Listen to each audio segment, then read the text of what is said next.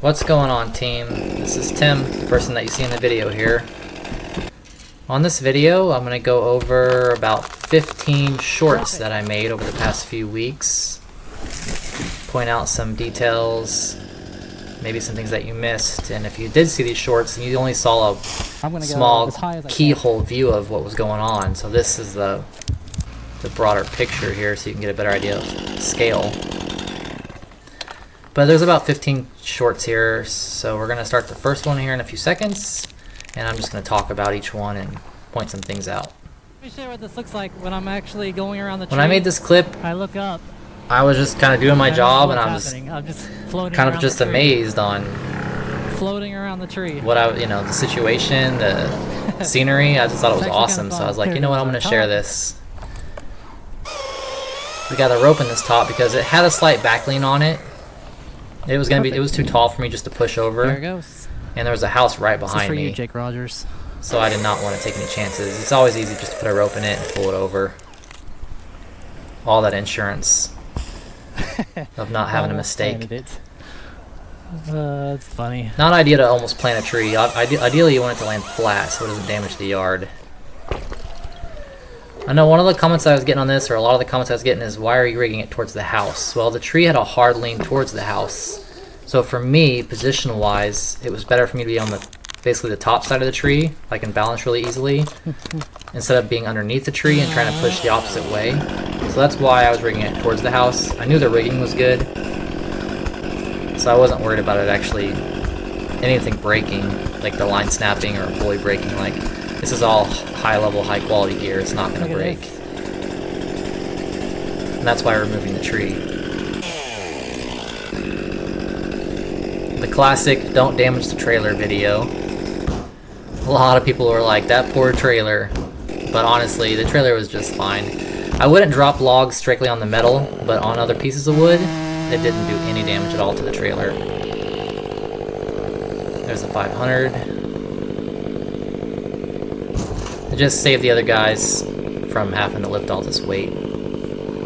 I just gotta be here. I'm on the a local base, military base.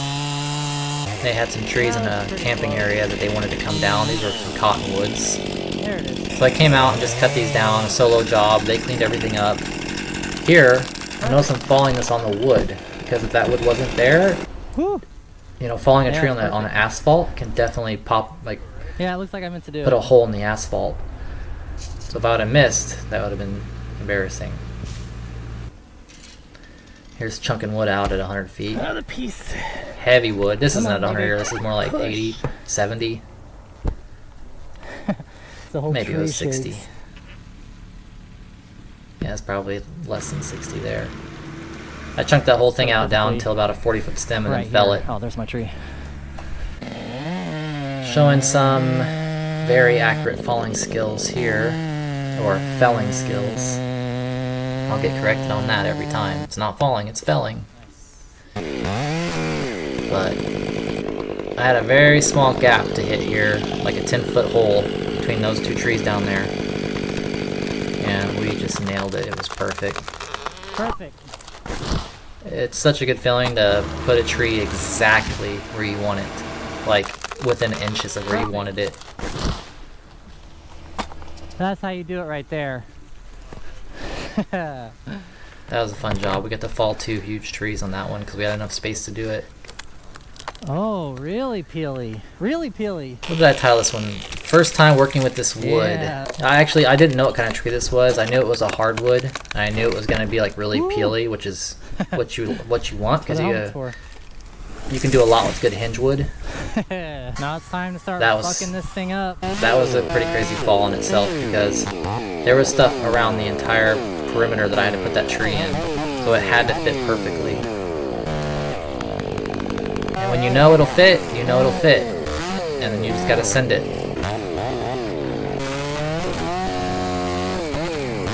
That's the 500. There's my chipper, which is about to be replaced by a 1500. For this was actually way more difficult than it looks, because I was having to throw the pieces out away from the tree to hit that same spot. It's not like the drop zone was right under the tree. I was pushing every one of these pieces out to that Takes a lot of spot. practice to hit the same spot 50 times. And the lower I got on the tree, I had to push out the pieces harder because I was getting further away from that spot. When you're high up, you can just give it a little bit of push and it'll go far. But the lower you get, you gotta push it harder and harder to get it away from the tree. And this was the first time we had done this, just chunking them into the trailer. We all had the idea to do it, or maybe it was Eric's idea. It's his trailer, and I was like, yeah, I'm game, let's do it. Nice. That's Jake right there, the other groundy. Sweet. Alright, that'll be it for now. I'll do the rest on the ground. Alright, here goes our top.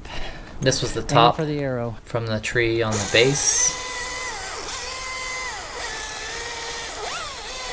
Like I said, this was a cottonwood. Cottonwood's pretty light wood, so I wasn't worried about this damaging the asphalt.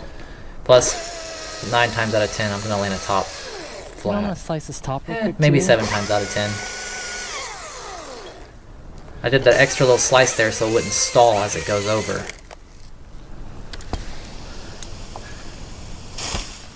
I thought the top might be a little taller to reach that arrow, but it was shorter than I expected it to be.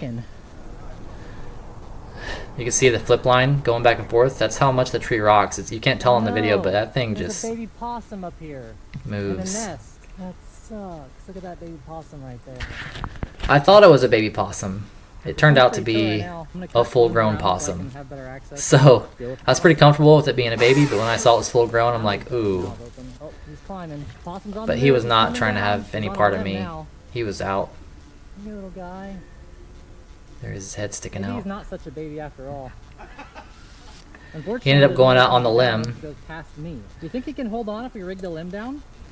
You know those things got crazy claws, so we decided he'll hold on. I'll peel this limb down slowly, and we'll just lower the limb down, and he'll just, you know, be safe on the He's ground. only 5 feet off the ground, so we're definitely good. Now he's right here. See his little tail sticking out. There he is. There he goes. There he goes. He's on the ground. See ya. Alright, he's under the deck. No possums were hurt in the making of this video. Top's getting wobbly now. Dead tree. I'm gonna go The as fir. high as I can. Unfortunately, I got to deal with a lot of dead firs in my area. Here goes your top.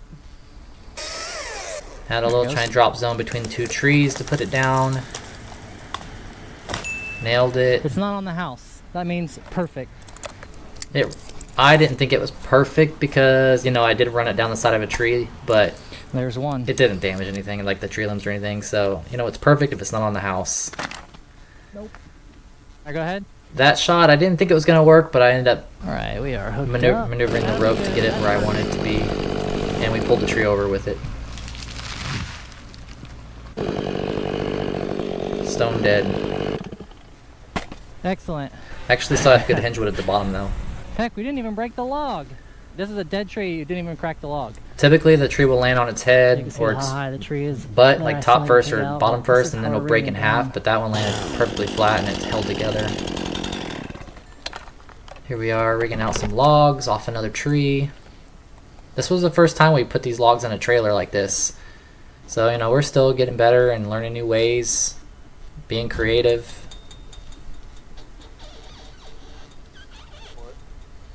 And it's just 3 of us. That's Jake down there pushing the log in the trailer, and Eric's on the rope. But this actually worked out really well because that would have been a lot of weight to move by hand. Perfect. Saving our backs. There's a little kind of short time lapse of us moving it into place. I think that's probably only sped up twice. Pretty simple technique though. And here's the top from one of those trees you just saw. Look at the house down there. You can see how high this is.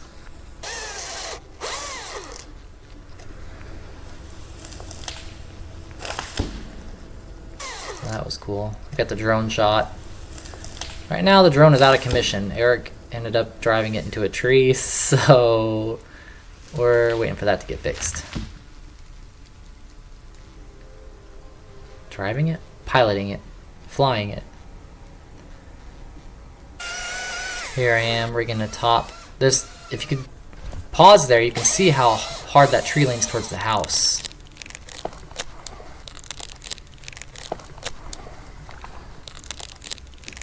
And it was a pretty skinny tree, so it definitely was rocking. Yeah, it was good.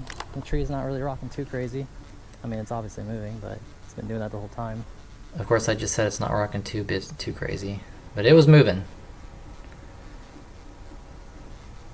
Anyways, thanks for watching. Hit the like button, hit the subscribe button, turn on your notifications, and I will talk to you on the next one.